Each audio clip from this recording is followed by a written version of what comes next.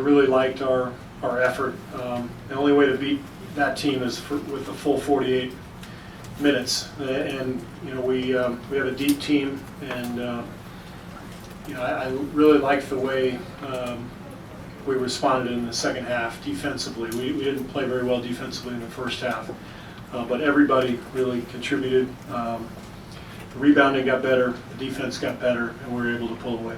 Steve, after maybe not the greatest Mo Spates effort in the first half, what happened to him in the second half? Was there anything you said? What did you see differently from him?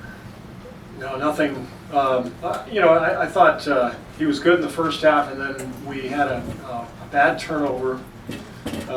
Steph and Clay were involved in a play along the sideline, and that turnover really hurt us because they got a fast break layup, and then we sort of lost our composure a little bit. And so I think we gave up like 2 or 3 offensive boards at that point, and we went back to our. I think we went back to Bogues at that point, but Mo's instant offense for us, and he's hitting threes now, which is fantastic. He made a brilliant full-court football pass. The guy's got an absolute cannon. I mean, he throws a football about 75 yards. So I thought Mo was terrific, but I could go down the list. I mean, Sean Livingston, 11 points, 8 assists, and no turnovers. Andre gave us what he could on Durant, and he helped tremendously on defense, and Bogut. I mean, just keep going down the line. Everybody playing well. So Livingston, what was the decision to have him play Durant at the end of the game? Was that the plan? Is it just because you thought he was playing well?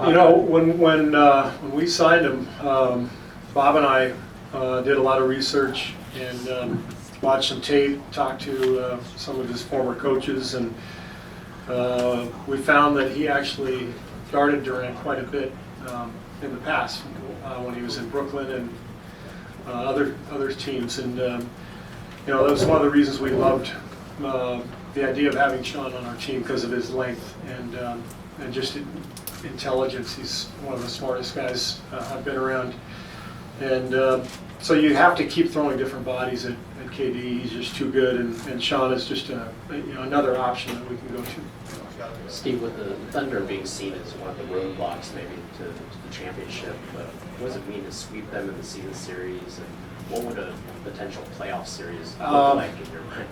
Probably nothing, honestly. I mean, maybe if it was a team that hadn't been in the playoffs before, but these guys have been around forever and gone deep into the playoffs many times, been to the finals, so it's brand new game when the playoffs start.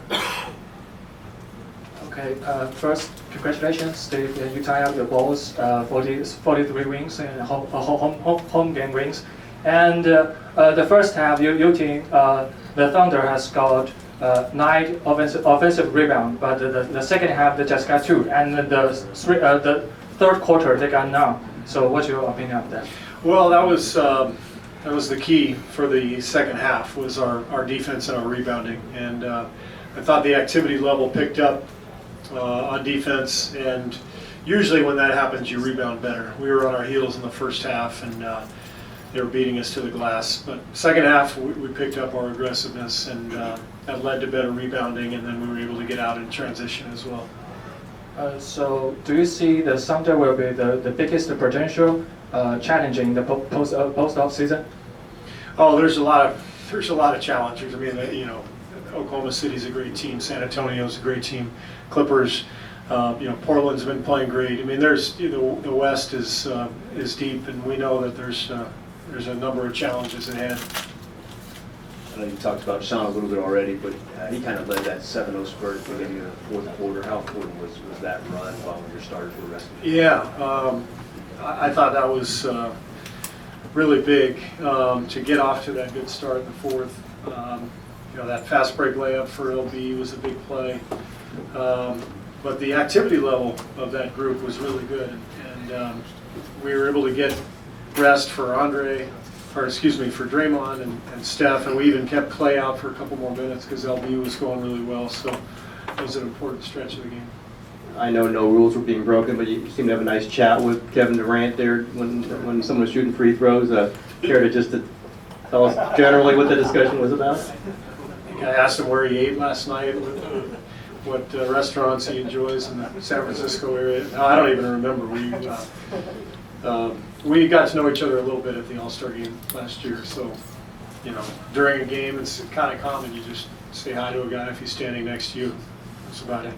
Steve, what did you think of Steph and his return tonight and how he played overall? Did it look like he hadn't lost too much of his step, if anything? I thought, you know, he got a little tired in the first quarter. We normally play him the whole first quarter and the whole third quarter. We took him out a little bit early in both quarters because he looked a little winded. It had been, you know, 4 straight days without, you know, without really getting up and down the floor. So, you know, his three-point shot wasn't as accurate as it normally is, but he hits the last two, the two most difficult ones he took all night, you know, after he was, 3 for 13. So the confidence level is just remarkable.